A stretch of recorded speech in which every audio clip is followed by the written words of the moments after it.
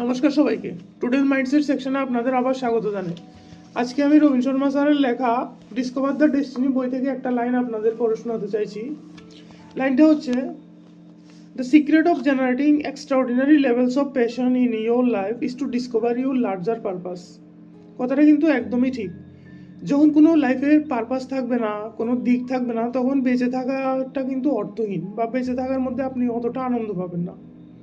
যেমন রতন টাটা স্যারের লাইফের যে পারপাসটা ছিল, সেটা ছিল ইন্ডিয়াকে এম্পাওয়ার করা এবং মানুষের সেবা করা। তো বিজনেসের মাধ্যমে উনি এটাকে ফুলফিল করে গেছেন। খুবই সাকসেসফুল লাইফ উনি লিড করে গেছেন, খুবই হ্যাপি লাইফ লিড করে গেছেন। তো আপনার লাইফেও যদি কোনো লার্জার পারপাস এখন অবধি খুঁজে না বের করে থাকেন, তাহলে আর দেরি করবেন না, একটা পারপাস খুঁজে বের করুন বেঁচে থাকার। এরপর এই পারপাসের জন্য কাজ করুন, এই পারপাসের জন্য বাঁচুন, পারপাসের জন্য শিখুন। তো ধন্যবাদ সবাইকে।